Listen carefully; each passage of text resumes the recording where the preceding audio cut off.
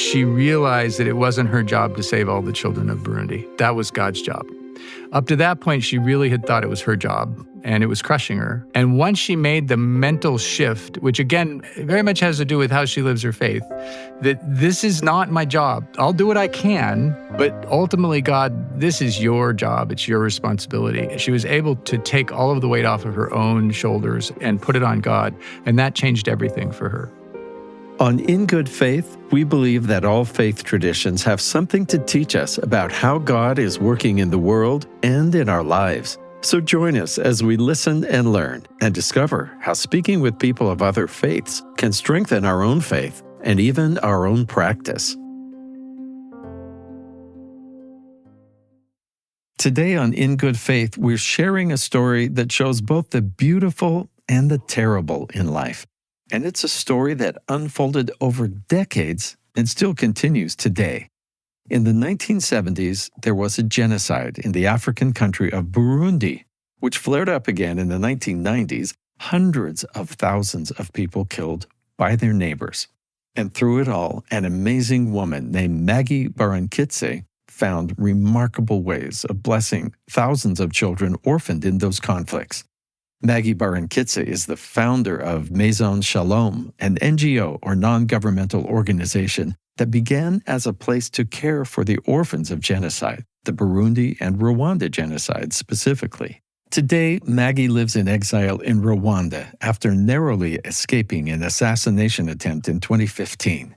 Maison Shalom was declared an illegal organization in Burundi, and she was sentenced to life in prison by the Supreme Court of Burundi, convicted in absentia. She has reestablished Maison Shalom in Rwanda. Maggy has received multiple humanitarian awards, including the Opus Prize, the UNESCO Prize, and the Aurora Prize. Maggy and her work inspired today's guest, David Toole, who shared her story in the book, Love Made Me an Inventor. He also talks about how his faith was strengthened by her example. David Toole is director of the Keenan Institute for Ethics at Duke University, where he holds a joint appointment as associate professor in the Duke Global Health Institute and Duke Divinity School. He's founder of Love's Inventions, a nonprofit dedicated to spreading a message of nonviolence to the world and supporting Maggy Barankitse's ongoing work in Africa. So Maggy Barankitse is a woman from Burundi, now in her late 60s. I met her in 2009 in Burundi, where at the time she was the founder and was running a sizable organization called Maison Shalom, House of Peace, which she had started on the front end of the civil war in Burundi in 1993-1994, after living through great trauma herself in the beginning of that war. She started an organization dedicated to caring for the orphans that were accruing in Burundi, both because of the war and because of those were peak years for HIV/AIDS. So she started with 32 children, 7 of whom were her own adopted children, and then 25 that she collected after a massacre. And in a very short period of time, it turned into hundreds, and after hundreds became thousands and thousands. And that was true until 2015, when Burundi was going into political turmoil and there was an attempt on her life. Maison Shalom was declared an enemy of the state, and Maggy had to flee into exile, where she's been ever since, splitting her time between Luxembourg and Rwanda. It's so interesting to think of a humanitarian organization feeding children to be described as an enemy of a state. Yes. She has received multiple humanitarian awards, including the Opus Prize, the UNESCO Prize, and the Aurora Prize. And I wonder if you could tell me, David, how you met Maggy. At the time, I was working as an associate dean in Duke Divinity School, and the dean that I was working for asked me to be part of an interdisciplinary team at Duke that was going to Uganda to work with Ugandan universities and develop leadership and management trainings for workers in the health system in Uganda.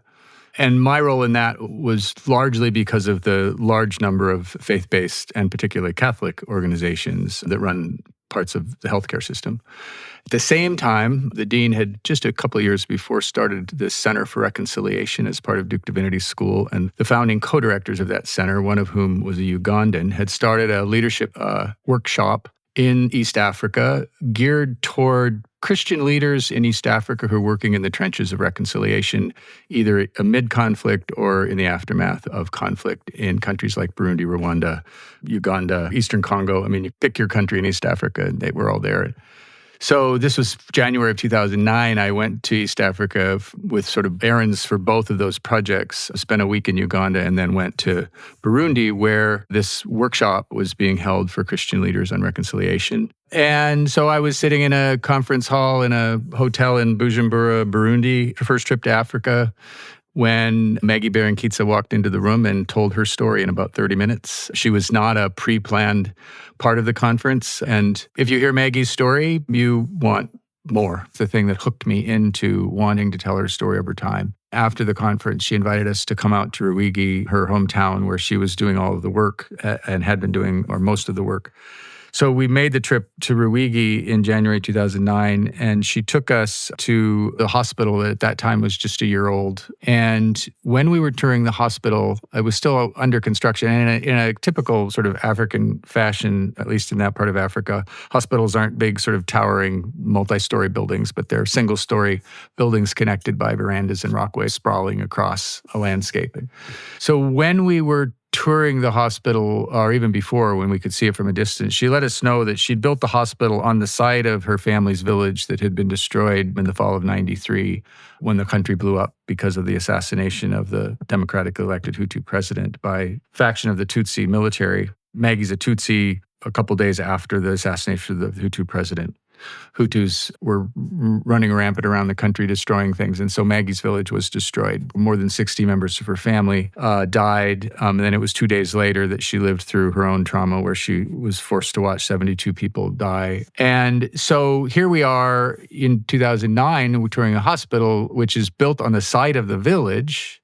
And she points out one of the buildings, which is the morgue, which had a very prominent place on the campus, and started narrating the morgue with a kind of pride that I didn't understand. I've been to lots of hospitals in America, and you can't find the morgue because it's in the basement and we don't talk about it. But for Maggy, the morgue was this essential feature of the hospital, a hospital that was built upon the site of a massacred village. And I didn't really understand then, and this was what kept me coming back to Maggy for the first few years, was what does it mean to build a hospital where the most important part of the hospital is the morgue? Like, what is that about? She actually told us that when we were there in 2009, but I didn't have a brain to process it. What I heard then, and then ultimately was able to process over time, was that in Burundi in the 90s, when the war was at its peak, bodies had just become corpses. As you mentioned, there's roughly 300,000 people died in over 12 years. And they reached a point where you just don't pay attention anymore. So the bodies were in the street and you step over them. Or even the bishop early on, when she got to hundreds of children and didn't have any place to house them, he gave her an old school that had been abandoned. One of the first things they had to do was clean the bodies out of the school because it just became a place to throw bodies, right? So Burundians were spending no time caring for the dead. And Maggy was trying to actually care for the living. And what she explained is she learned, like, if you want to care for the living, you first have to care for the dead. Because once you have no ability to care for the dead, which is what had happened, you're never going to get to caring for the living. So the morgue, counterintuitively for us in America, the way we build hospitals, the morgue was the essential part of the hospital because that's where they care for the dead. And as long as she could get that up and running and teach families to care for the dead, then she felt like she had a hope of doing what she really wanted to do, was to care for the living and get the living to care for one another. And that was the sort of mystery to me that kept me coming back to Maggy for the first couple of years, is what I need to understand what you're saying, because it just didn't compute. It didn't make sense. You refer to Maggy as a biblical figure. And I think I have to agree from just what I've learned so far in the book. Someone who went, like Job, in a way, to lose everything and then to start adopting hundreds of children that became her own. And this is in the backdrop of 300 or so thousand people being killed, creating twice that many orphans, is just a staggering scale. obviously I wrote about that and wrote that line in the book where I say something to the effect that she's not only always referring to biblical figures and putting her context in the life of biblical figures, but that she is one. And so there's a sense in which it's very easy to say that Maggie is like Esther, which is something not that Maggie says of herself, but that others have said of Maggie when she had to flee Burundi into exile in Rwanda. She didn't really want to leave Burundi, but she did. And in the course of that, other people gave her sort of two ascriptions of biblical figures. They called her Joseph and really convinced her to leave Burundi by saying, you'll be like Joseph. You're going to leave your own country, go to a strange place, but there's a purpose behind this, and that's how you're going to save your people, which then people started comparing her to Esther because, of course, Esther also plays a role in saving her own people. And Maggie is very, very much like both, very much like Esther in particular, because not only did she end up in Rwanda after fleeing Burundi, where with tens of thousands of Burundians who needed help, and in a sense, suddenly Maggie was there to help them. But part of the things that led to her exile from Burundi were the way in which she started taking on the government. Early seed of the conflict she had with the government was a meeting with the president of Burundi where she told him, in this case, actually, because of something she read, and this is where she becomes Jonah, she told him that he was like the king of Nineveh and needed to change his ways or Burundi was going to fall back into violence. It's very easy to say she's like these figures, but then you start to realize that, but she sort of is these figures, right? I mean, that she literally challenges a president and says, change your ways. She literally flees a country and ends up in a strange place. And then, as she would say and does say, God clearly intended that so that I could save my people. You know, for her, the Joseph story was the mistake that led to the salvation of the Jewish people. And she sees her own life very much that way, that my exile is a mistake that the president of Burundi made so that I am now here saving my people in Rwanda. So I think you just get rid of the like and you just say she's a biblical character. She just is a biblical character. Well, a little insight. Would you mind telling the story of the bishop's curtains? Because this gives a little insight into personality in just a few paragraphs. So the story of the curtains is, it's early in the time of her sort of collecting Burundian orphans. I guess you could say she's at a year in to accruing hundreds of orphans. It's a Burundian Christmas tradition that when Christmas comes, children get new clothes. She had probably about 700 children at this time that she was taking care of. Many of them were teenagers, but about 200 of them were young children who really did need new clothes. So she went to the bishop and asked him if he would provide her some funds to buy new clothes for these 200 children. He said, no, I can't. The diocese just simply doesn't have the money.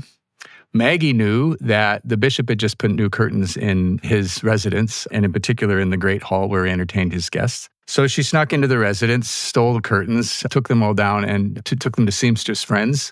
They sewed clothes for the 200 children out of the curtains. At Christmas Mass, the children came to Mass dressed in the bishop's curtains. The bishop was presiding. He didn't notice that they were dressed in his curtains. Then his name was Joseph, and St. Joseph was his patron saint. So I think the celebration of that is March 19th. And so there was a celebration of the feast day for St. Joseph. The bishop was celebrating. He invited Maggie to come to the celebration. She said, I'd love to come, but only if I can bring my children. So she sews up with a couple hundred children dressed in the bishop's curtains in the great hall where the curtains used to be, at which point one of the nuns who was working in the diocese noticed that the children were dressed in things that looked an awful lot like the bishop's curtains.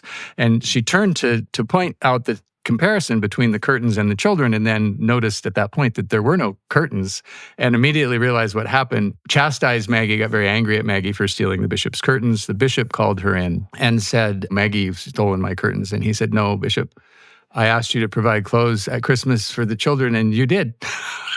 And she said, you still have curtains, because, of course, there was the kind of lightweight, opaque under curtain that's still on the windows. Like, she just refuses to be deterred by someone saying, no, you can't do that, or that won't work. We hear about people speaking truth to power, and that's always a fraught activity. But especially, as you mentioned, speaking to the president of a country that's really under military rule, it's downright dangerous. As you mentioned, she had to flee and attempt on her life. How do you reflect, sitting here in relative comfort, as we are discussing this, about the people who are motivated, like Maggie, to actually just drop everything to do this mission they feel called to do?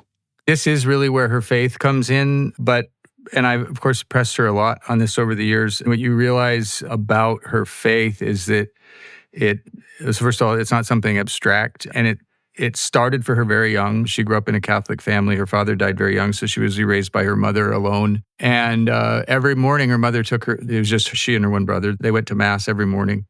After Mass, they would go visit the prisons and feed prisoners. And this was a daily thing. And Maggie will tell you that, I mean, she is who she is because of her mother. From a very, very young age, she really learned to embody faith. One of the interesting parts of that, though, and I think this is what makes her such a fascinating figure when you're really thinking about the motivating factors of these things, is that doesn't mean that she has any kind of blind or unexamined following of God. When in 1972, there was a genocide in Burundi that preceded the one in 1993, 1994, and after. Maybe 250,000 Burundians died, mostly Hutu.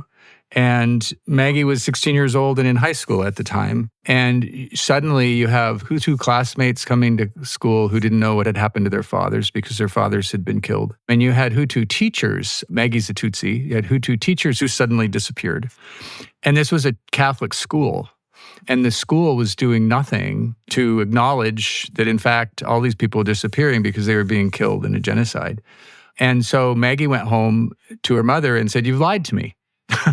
That I thought we were all one human family and that God was love. And clearly all that's a lie because this is happening and the church is saying nothing, doing nothing. That was when she was 16 years old.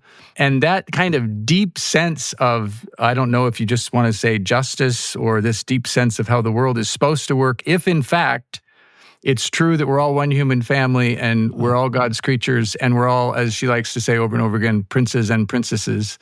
If that's true, and she was led to believe it was true, then when that's not happening, you get angry, you scream and yell, both at the people who lied to you, but also ultimately Maggie screamed and still screams sometimes and yells at God, because if in fact you are who you say you are, then why is this now happening? Not just to me, to my people, but nowhere in there does she give up her faith, right? She hangs in with it, and it becomes the motivating factor. I mean, she has said more than once, and I've heard her say on public occasions, that were it not for her faith, she would have committed suicide because of the trauma that she lived through. Like, it's never a doubt that God exists. It's just a freedom in the face of the difficulties of a life to call God to account. And she's made a life of that. I mean, she still does it. She's not completely, I mean, as I say somewhere in the book, she still believes that God owes her, that he has a debt with me, she will say. And yet she's got to be the most faithful person I've ever met. She holds all that together. This is In Good Faith. We're speaking with David Toole about refugee and humanitarian Maggy Barankitse, the subject of his book, Love Made Me an Inventor.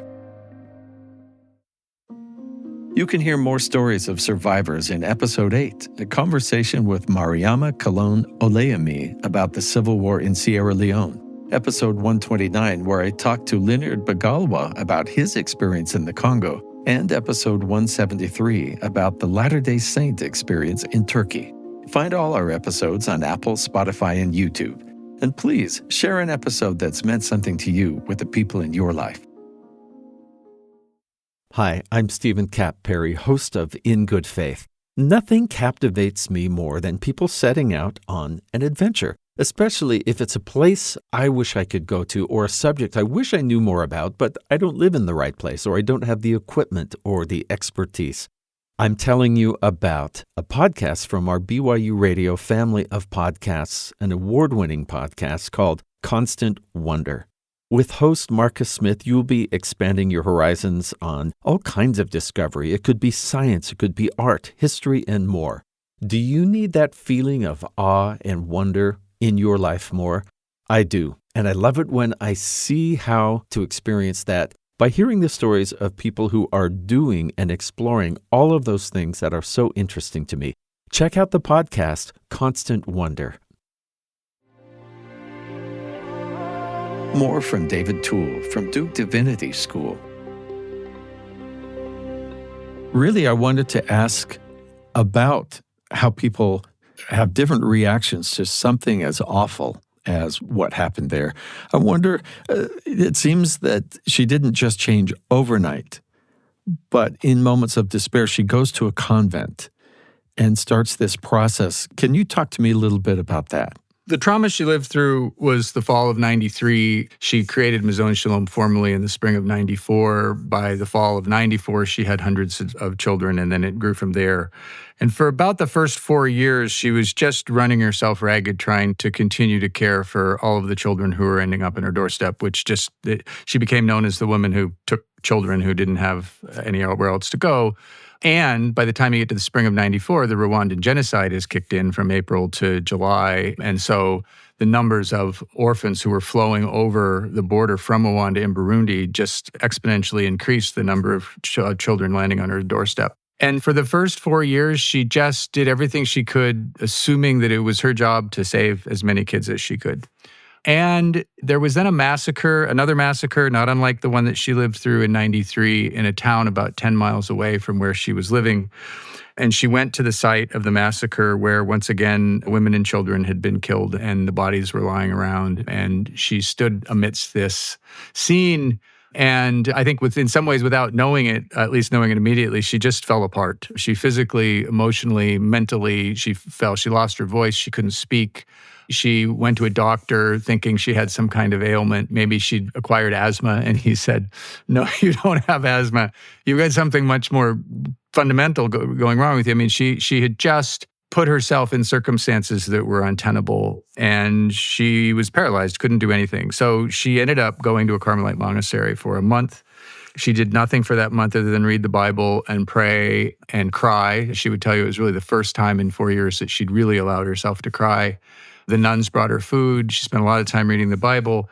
And the single thing that she would tell you happened in that month is that she realized that it wasn't her job to save all the children of Burundi. That was God's job.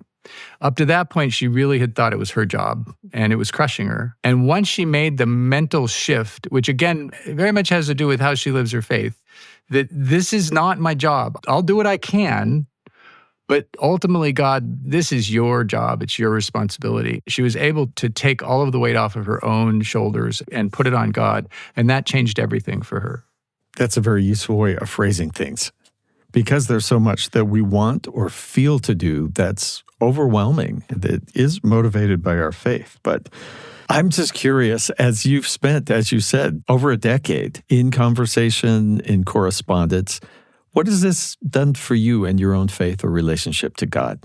It's a hard question to answer. I mean, so I didn't grow up in the church. I married a Catholic woman along the way and ended up going to a divinity school for a theological degree, even though I wasn't a Christian. One thing led to another. I got surrounded by a bunch of Christian people who pulled me in. So I've never quite known how to think of my own relationship to Christianity and Catholicism in particular, other than that I live with people for whom it matters a lot. I think when I put Maggie in that context, maybe a good way to put it would be, I've always been one who finds the path to being faithful if I surround myself with people who are, because left to my own devices, I might not last very long. And if you're in the presence of Maggie, and I brought her to classrooms that had a number of atheists in the room. I've seen it over and over again. It doesn't matter who you are or what your faith is. There is something about her being that is so compelling. I think a lot of it has to do with, despite what she's lived through, she's so full of joy. She exudes it. It's like contagious. So when you're in her presence, if you're trying to think about what it means to be a faithful Christian, it somehow feels easier. When I'm with Maggie, I don't doubt that the world is what Maggie believes it to be, because otherwise her life doesn't make any sense. When I'm not with Maggie and I get more and more distant from Maggie, I can become much more of a skeptic. She doesn't allow for that. I think she's been profoundly impactful on me in lots of ways, and I think she helps me continue to imagine what it might be to be a faithful Christian, not by any means trying to be who she is, because that's a bar that I wouldn't want to aim for, but just there's something about her existence that makes it seem like it's really possible that this is the way the world is set up and this is how we're supposed to live. Gosh, it makes me wonder if there's a list of living people who should in the future be considered for sainthood. If you should be on that list. I mean, I'm not sure how, what a saint is, but I think that she probably fits the category.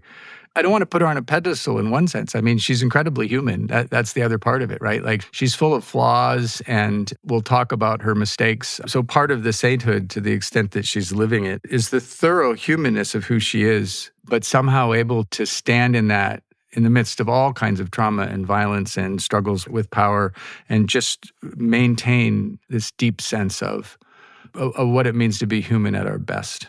Now, you went on to form Love's Inventions. Tell me about this. This is this is also part of the answer of the effect of Maggy on my life. In 2016, a year after exile, Maggy won the Aurora Prize, which is the inaugural winner of that prize, which is a $1 million award given to remarkable people in the world who've lived through genocide or instances of violence like genocide and have really stood up to show us what it means to be human. So the full title of the prize is the Aurora Prize for Awakening Humanity. When Maggy won that prize, she would tell you that it was for her a sign of what she was now supposed to do in the world, given that she was living in exile. It was no longer about orphans in Burundi. It was most immediately about refugees in Rwanda, many of whom were Burundian. But beyond that, as she won the Aurora Prize a year into exile, she realized that really what God seemed to be calling her to was awakening humanity. I mean, this is not about now Rwanda or Burundi or East Africa, but humanity in general in a world full of violence. She needs to spread the word of peace.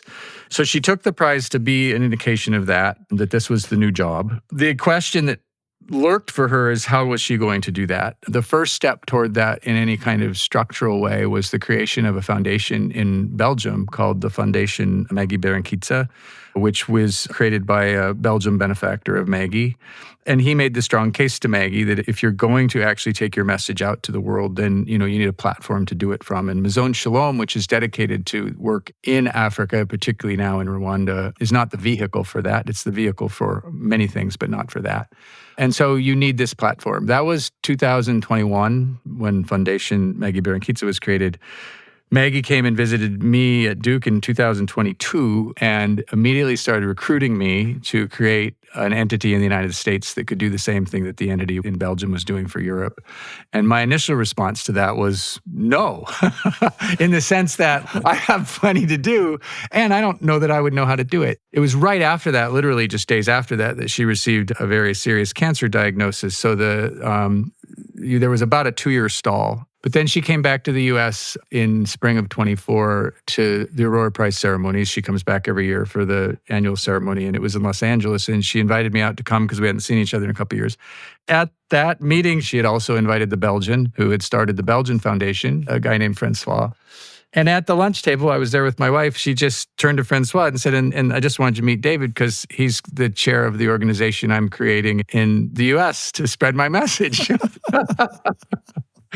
At that point, there really was no way to say no. So I, last summer and into this fall, and we're still working on it, I started pulling together the people that I know who I think have the experience to really think about how do you create a new entity that really could do the work of spreading Maggy's message, particularly in the United States. So we have done that now. We've created Love's Inventions. To be honest, this was a real learning lesson for me because one of the remarkable things about Maggy is what she has done in the world from the beginning to now, but certainly from 1993 to now. And part of the answer to that is she has an amazing ability to recruit people to take on work for her. And I realized that I was just one of those people who I got tagged to do it, and she's relentless. Many thanks to David Toole for speaking with me about Maggy at Love Made Me an Inventor. Find out more about Maison Shalom at maisonshalom.org, MAISONSHALOM. This episode was produced by Heather Bigley. Our production team also includes Heidi Clough, Nick Levitt, and Ocean Marshall. Our post-production sound designers are Mark Hansen and DJ Crow Marty. In Good Faith is a production of BYU Radio. I'm Stephen Cap Perry. I hope you join me again soon, right here, in Good Faith.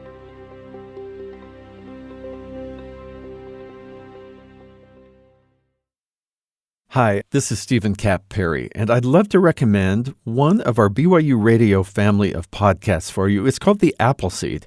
It's filled with stories for you and your family Every episode features really excellent, nationally known storytellers sharing all kinds of folk tales, fairy tales, personal and family stories. It's great to put on and listen to for road trips or bedtime for kids, or anytime you want something to get the whole family not only listening, but then those stories generate conversations. And it's so easy to say, hey, do you have a story about this? Or, oh, that reminds me of when Grandma said, or whatever it might be. Check out the Appleseed podcast. You'll have fun, and you might learn some new stories from your own family members.